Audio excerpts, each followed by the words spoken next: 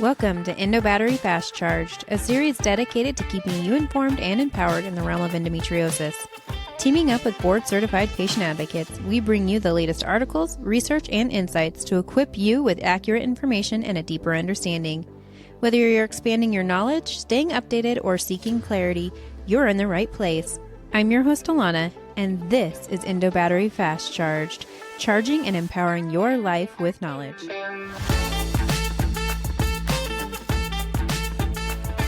Welcome back to Endo Battery Fast Charged, your quick hit of clarity, validation, and grounded science. Today, we're taking a rapid but meaningful tour through several articles that scratch at a question so many of us have lived long before the research ever caught up. Why does endometriosis seem to overlap with so many other conditions? And why does it affect the whole body, not just one organ? Before we get into it, I need to make something abundantly clear. Correlation does not equal causation. These studies aren't saying one thing causes another. They're exploring patterns, biological pathways, and shared mechanisms that may someday help us understand the lived experience patients have been reporting for decades. This conversation is about curiosity, connection, and empowerment, not panic. So without delaying this any further, let's jump into it. The first article we're going to explore is titled The Potential Connection Between HEDS and Endometriosis. All right, let's zoom into this somewhat old but still interesting 2022 study that explores the potential molecular soap opera between hypermobility, Ehlers-Danlos syndrome, or HEDS, and mast cell, the same immune troublemakers that keep popping up in endometriosis conversations. If this title sounds like a mouthful, don't worry. I'll unpack it in plain terms. First, the basics. HEDS is a connective tissue disorder. Think stretchy joints, hypermobile, flexible skin, and ligaments that might feel a little too floppy. This isn't just an issue of being bendy. In HEDS, the very scaffolding of the body, collagen, the extracellular matrix, is a bit different, and that may change how other cells behave. Now, what's the study actually about? Well, the researchers looked at how mast cell might be chronically overactive in people with HEDS or hypermobility spectrum disorders. Mast cell, as you might remember, are immune cells that release histamine, tryptase, and cytokines. Basically, they sound the alarm and stir up inflammation. In HEDS, their mediators, those molecules mast cells release, may be contributing to tissue-level disconnects, altering how connective tissue works and possibly making things like pain, instability, or inflammation worse. Here's where it gets messy or interesting. The authors propose that because the connective tissue is more fragile or elastic in HEDS, mast cell activation, the repeated degranulation, could lead to persistent inflammation, which in turn could damage tissue or at least make them more reactive. That could theoretically play into how things like pelvic pain develop. And sure, some people with HEDS also report endometriosis. There are estimates from other sources that 6 to 23% of people with EDS may also have endometriosis. But, huge but, this correlation is not causation. The study doesn't prove that HEDS causes endometriosis. What it does do is suggest a plausible biological mechanism. Mast cells already being more trigger happy in some HEDS folks might exacerbate inflammatory loops, influence fibroblasts, cells that rebuild connective tissue, and generally make connective tissue more volatile. There's also talk in the broader literature about extracellular matrix, or ECM, remodeling, being dysregulated in EDS, which could affect how lesions, like endo lesions, stick, invade, or persist. Though the authors of the 2022 paper don't fully map that out. So what's the takeaway? This study doesn't drop a mic with HEDS equals endometriosis, but it does supply a thoughtful piece of the puzzle. It supports the idea that mast cell activation, or MCAS, in HEDS could contribute to chronic inflammation, which might worsen symptoms common in both HEDS and endometriosis, like pain. And importantly, it points out why multidisciplinary approach, gynecologist, immunologist, rheumatologist, is so important for people navigating both spaces. In plain words, we don't have a smoking gun, cause and effect yet, but we have good leads.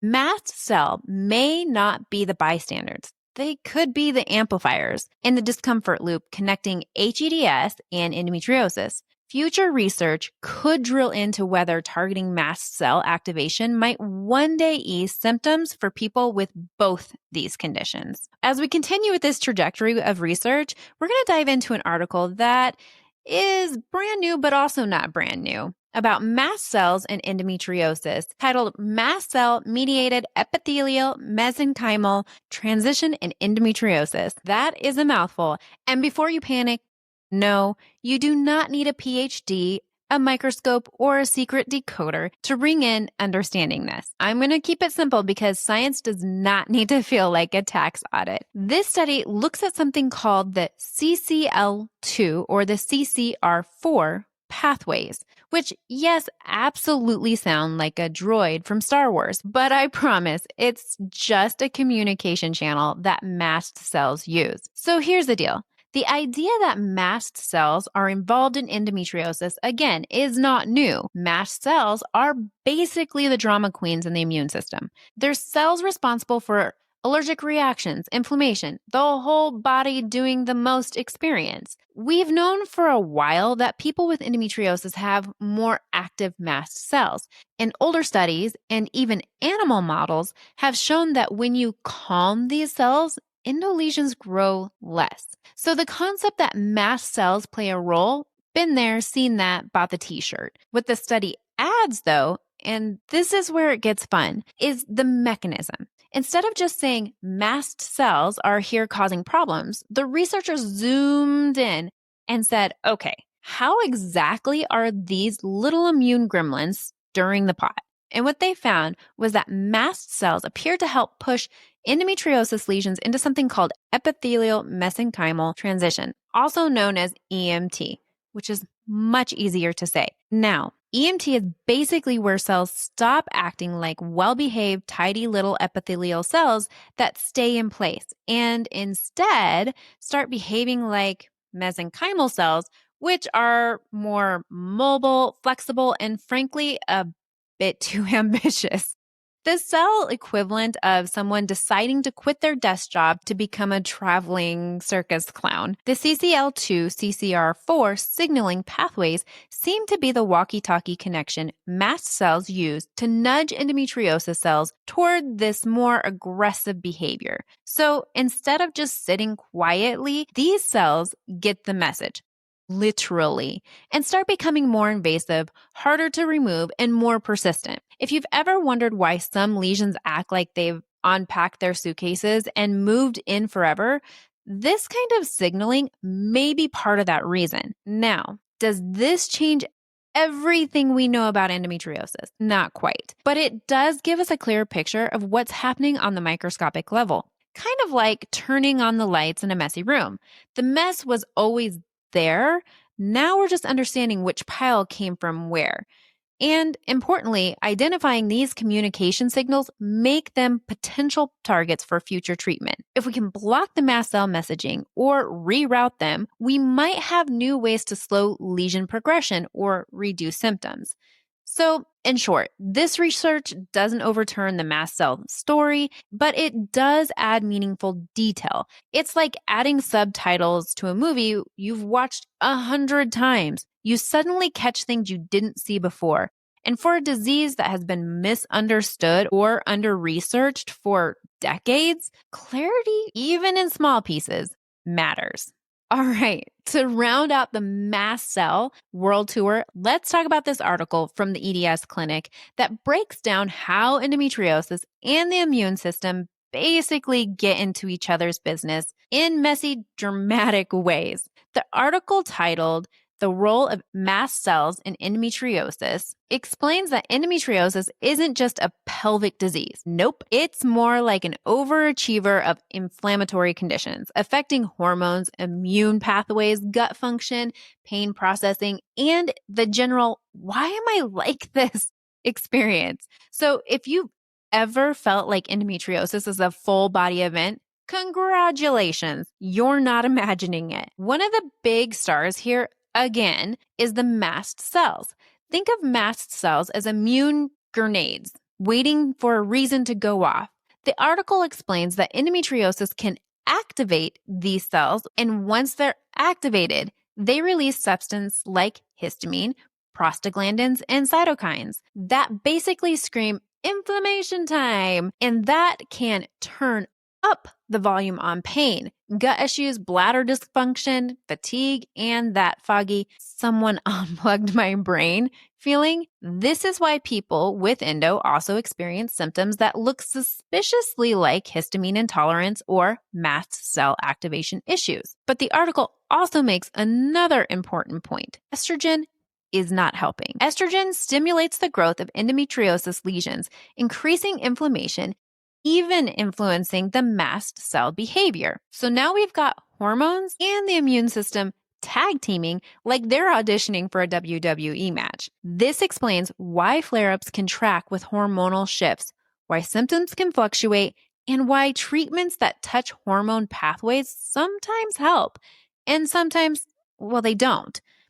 Here's where it gets interesting. Antihistamines and mast cell stabilizing strategies may help some people manage symptoms, especially symptoms that don't respond to typical endometriosis treatments. The article is very clear, though. These aren't a cure. They're more like turning down the volume to a very chaotic group chat. Think like the Secret Wives of Mormon Wives group chat. We all know how chaotic that's got to be. Useful, but not a pertinent solution. The bigger message, endometriosis is systemic. It affects the entire body, not just reproductive organs. That's why patients often report gut problems, joint pain, chronic fatigue, dizziness, bladder irritability, food sensitivities, you name it. And because endometriosis overlaps with immune-related conditions like EDS, MCAS, POTS, and autoimmune disorders, the whole picture gets a bit more complicated. The article basically says you're not imagining your symptoms. You're not being dramatic. Your biology is interconnected.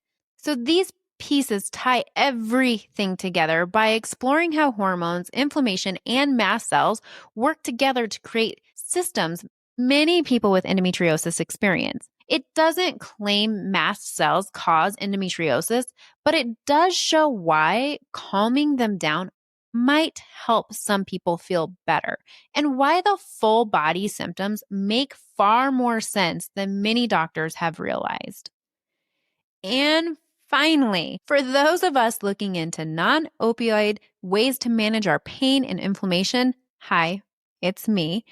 This article is genuinely exciting. Let's talk about tirzepatide, the dual GLP-1 GIP drug that's been making waves for weight loss and metabolic health, but from a slightly different angle today. Inflammation. Because reducing inflammation isn't just about feeling less puffy, it can also help with pain, long-term health, and maybe even chronic illness management. And yes, there's a systemic review and meta-analysis on exactly this. A paper published in 2025 titled Anti-Inflammatory Effects of Tirzepatide, a Systemic Review and Meta-Analysis, looked at 7 randomized clinical trials plus an observational study to see how tirzepatide affects inflammatory markers, especially hs-CRP, high sensitivity C reactive protein, and IL-6 interleukin-6. They ran a meta-analysis, which means they pooled data from multiple studies to get a clearer picture. The results? Tirzepatide use was associated with a significant drop in both the hCRP and IL-6, and excitingly, this wasn't limited to just one dose. They saw reactions across 5 milligrams, 10 milligrams, 15 milligram doses. Why is this so cool, you might ask? Well, lower CRP and IL-6 suggest that tirzepatide might be helping calm chronic low-grade inflammation, the kind that's often behind a lot of long-term pain, metabolic dysfunction, or inflammatory conditions. And because the effect showed up across multiple studies and doses, it's not just a fluke. For people looking for non-opioid ways to reduce inflammation, therefore pain, this adds a promising piece to the puzzle. But, yes, there's a but, the majority of this data is still from clinical trials, primarily set up for metabolic outcomes, not inflammation or pain. So this isn't the same as a dedicated anti-inflammatory trial. Reductions in biomarkers are encouraging, but they don't always translate to real-world symptom relief, like pain, joint ache, or fatigue. Lower markers equal good. But feeling better, that's the real test. Not everyone tolerates tirzepatide well. We know from other meta-analyses that gastrointestinal side effects, nausea, vomiting, and diarrhea are common. There might also be long-term safety concerns or on-scene effects when using tirzepatide in context other than its primary indication, especially if you're using it off-label for inflammation or pain reduction. Bottom line, tirzepatide is showing real promise as an anti-inflammatory tool, not just a metabolic or weight loss drug. For people exploring non-opioid ways to manage pain, this is a hopeful development, but it's not a magic bullet. More research is needed that's specifically designed to test inflammation and symptom outcomes, not just lab values. And if someone is considering tirzepatide for inflammation or pain, it's absolutely worth discussing with a knowledgeable provider to weigh the benefits and risks of their specific context. If there's one message I want you to take from all of this, it's that you are not too complicated. Your symptoms are not random. Your pain is not exaggerated. Your experience is not just in your head. Endometriosis interacts with connective tissue, the immune system, hormones, the nervous system, and yes, even medication developed for those conditions. Your body is an ecosystem, not a set of isolated parts. These articles collectively help us understand the bigger picture. Hope isn't about oversimplifying. Hope is about finally seeing the complexity clearly. I hope this episode has brought to light some things that could really help you. And if you know someone else that is struggling, I encourage you to share this episode with them as well. Comment your own experience so that others don't feel alone. And keep advocating for yourself. Your symptoms deserve curiosity, not dismissal. Here at Endo Battery, you always have a seat at the table, a place to feel seen, and a community ready to recharge you. So until next time, continue advocating for you and for others.